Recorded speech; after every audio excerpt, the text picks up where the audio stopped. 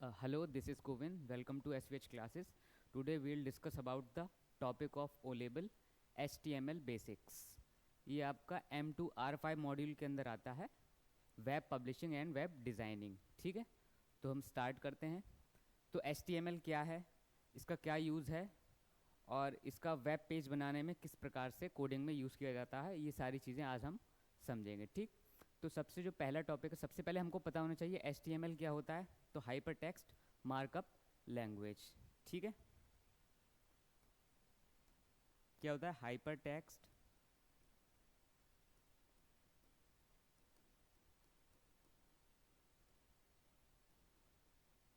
Markup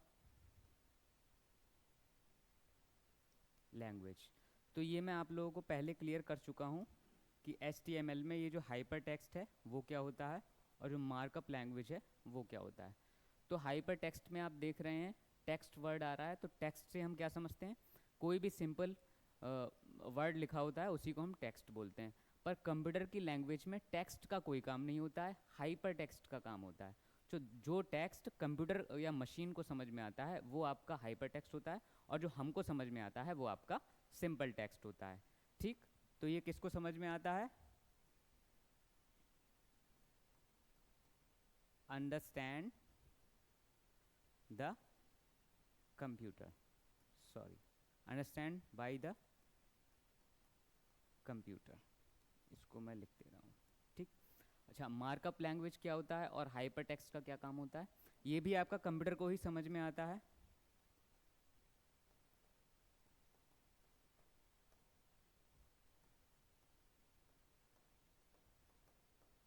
लेकिन इनका अलग अलग रोल होता है. जो हाइपर टेक्स्ट होता है वो आपका वेब पेजेस को लिंक करता है, क्योंकि मैं बता चुका हूँ कि एक वेबसाइट में एक वेब पेज भी हो सकता है और एक से ज़्यादा वेब पेज भी होते हैं.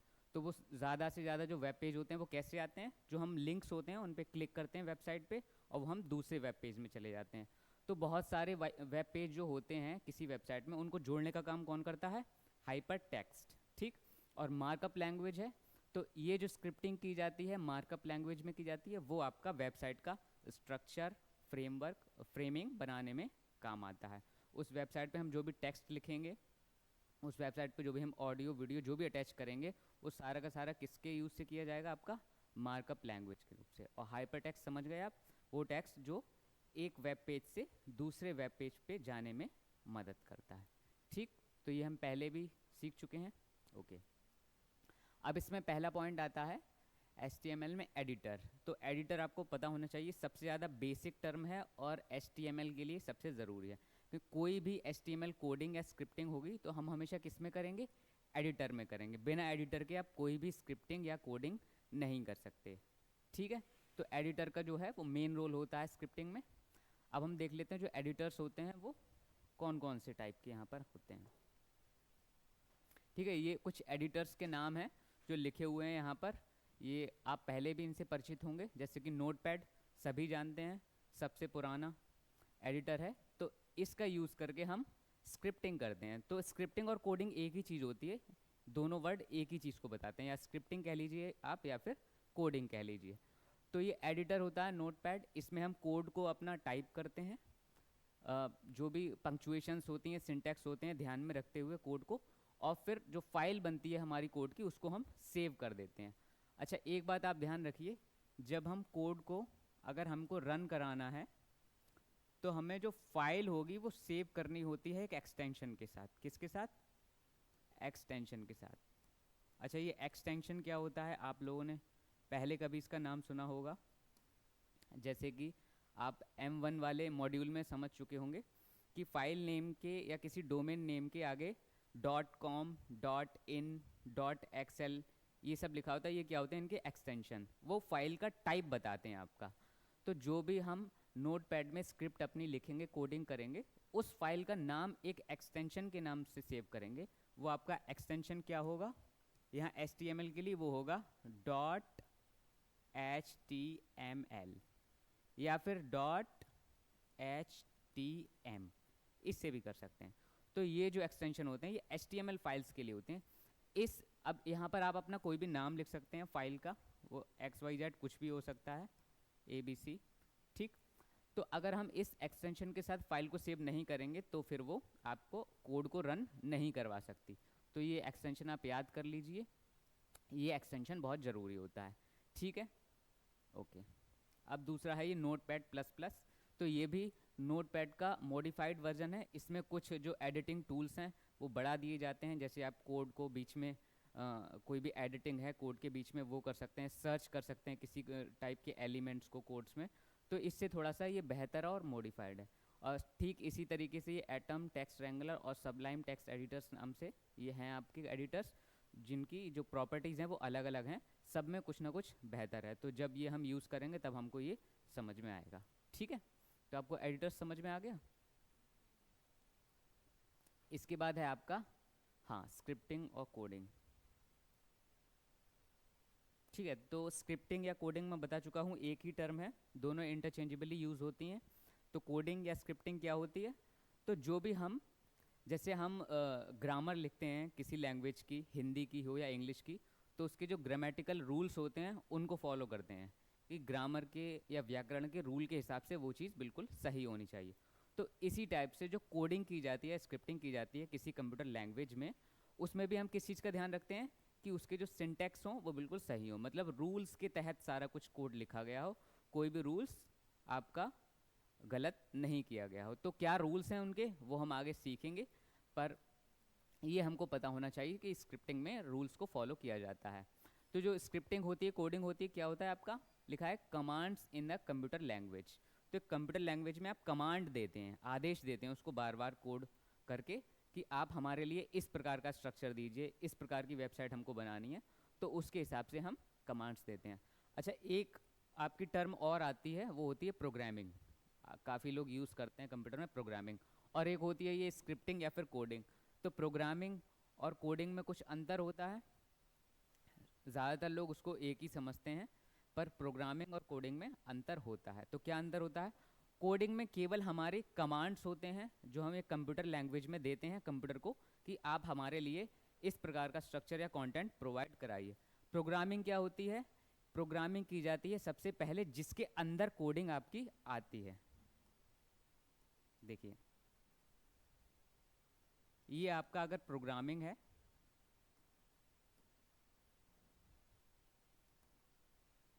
और कोडिंग जो है वो उसका सबसेट है, मींस सारी की सारी जो कोडिंग है आपकी वो प्रोग्रामिंग के अंदर आती है, पर जो प्रोग्रामिंग है वो कोडिंग से बड़ी चीज़ है।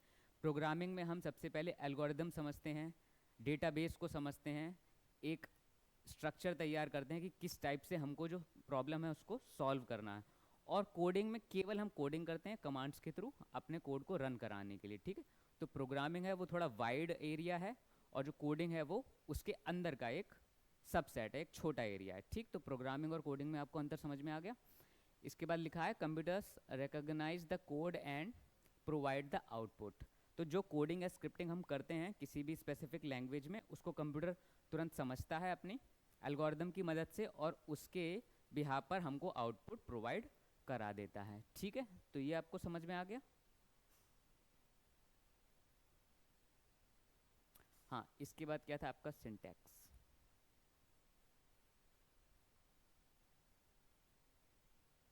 ठीक, तो सिंटैक्स क्या होता है?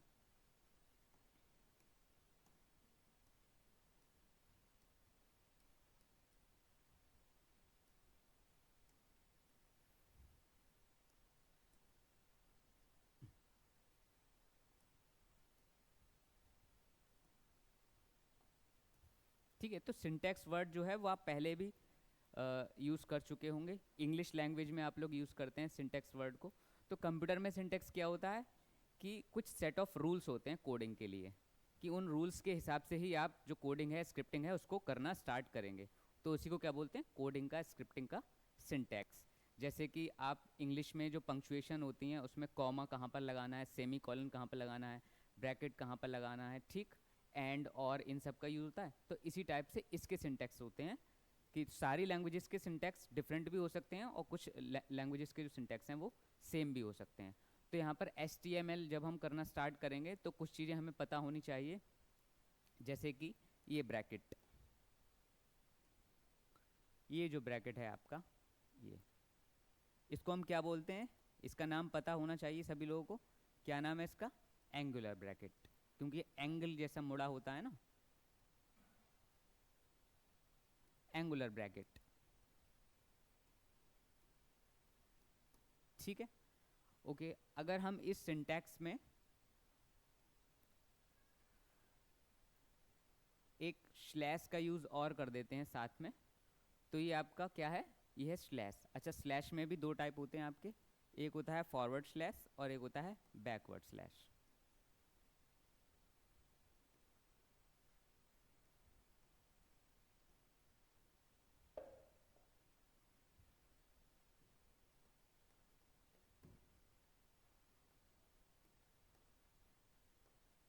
ठीक है, तो इसका मतलब ये नहीं है कि यहाँ पर कहीं पर कोई सा भी स्लैश यूज़ कर देंगे। अगर ये स्लैश आपने इसकी जगह ये ऐसे लगा दिया तो वो गलत हो जाएगा। तो ये हम हमेशा किसका यूज़ करते हैं, फॉरवर्ड स्लैश का, बैकवर्ड का यूज़ नहीं करते। कहीं कहीं पर बैकवर्ड का भी यूज़ होता है, तो वो हम आगे जब कोडिंग करेंगे तो समझेंगे। तो ये कुछ सिंटैक्स होते हैं जिसका हमें ध्यान रखना पड़ता है। स्पेस का भी कभी कभी रोल हो जाता है। ठीक है, तो इसके बाद अब हम देखते हैं आगे।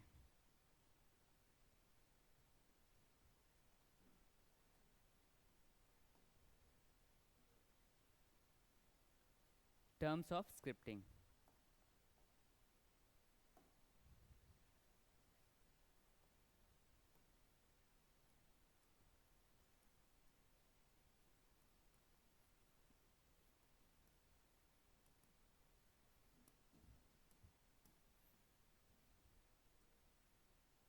ठीक है, कुछ बेसिक टर्म है जो हमको पता होनी चाहिए। वो क्या क्या है? एक है आपका एलिमेंट्स,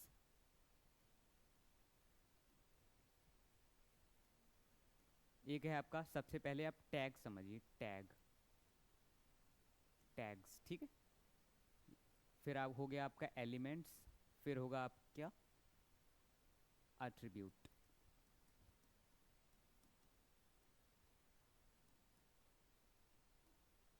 और आपका एक हो गया प्रॉपर्टी या वैल्यू, वैल्यूज। ठीक, ये चार चीज़ें हैं जो टर्म्स हैं कोडिंग से रिलेटेड जो हमको पता होनी चाहिए। तो सबसे पहले हम समझते हैं टैग क्या होता है। तो टैग क्या होता है, बहुत ही आसान है, जो अभी मैंने दिखाया था आपको।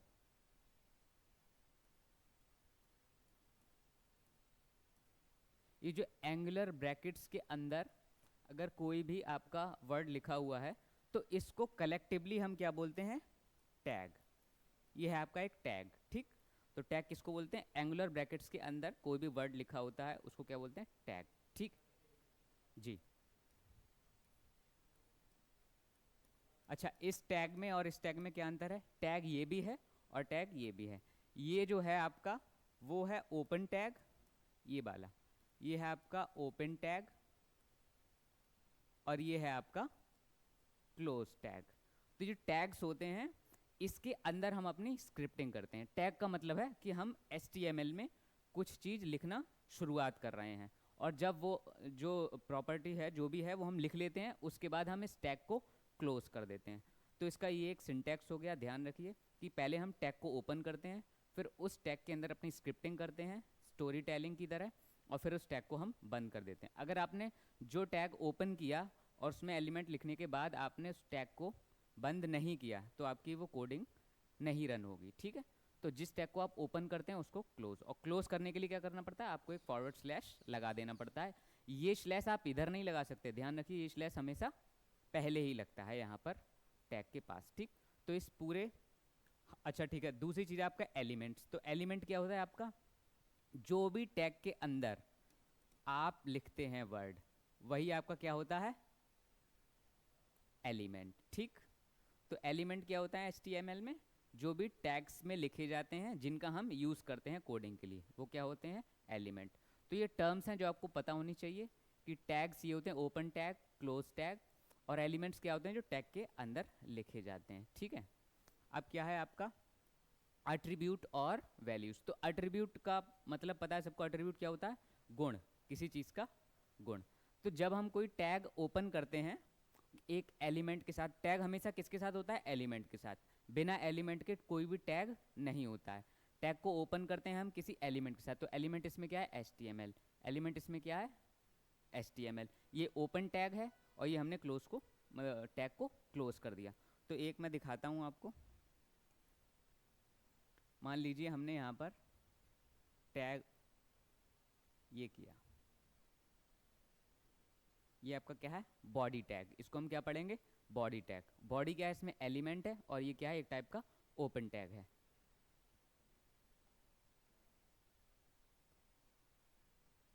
ये क्या है, क्लोज्ड बॉडी टैग। ठीक, अब हम इसके अंदर अगर कोई भी चीज लिखते हैं, मीन्स हमने लिखा बैकग्राउंड कलर,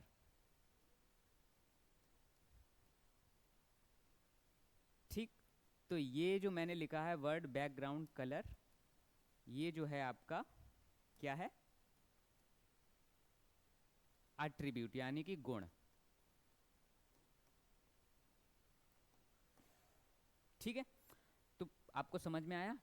टैग, टैग के अंदर एलिमेंट होता है, हम किसी एलिमेंट को ओपन करते हैं। यहाँ पर हमने एलिमेंट ओपन क्या किया, बॉडी।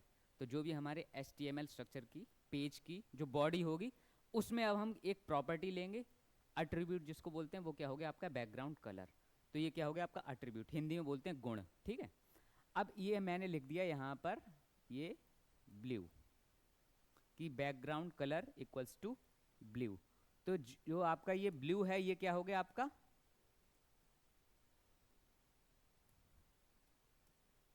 वैल्यू। ठीक, चार चीज समझ में आ गई। तो एट्रीब्यूट की कुछ वैल्यू होगी। अगर मैं यहाँ पे लिख दूँ बॉर्डर साइज और यहाँ पे लिख दूँ 10 पिक्सल, तो बॉर्डर साइज क्या है, प्रॉपर्टी है, गुण है, और 10 पिक्सल क्या है, उसकी वैल्यू। कि जो भी एट्रीब्यूट आप लोगे उसकी कुछ वैल्यू भी तो रखोगे, कि बैकग्राउंड कलर कैसा है, कि वाइट है, ब्लू है, रेड है, बॉर्डर साइज कितना है, कि 10 पिक्सल है, 20 पिक्सल है, वो सारी क्या है आपकी वैल्यूज।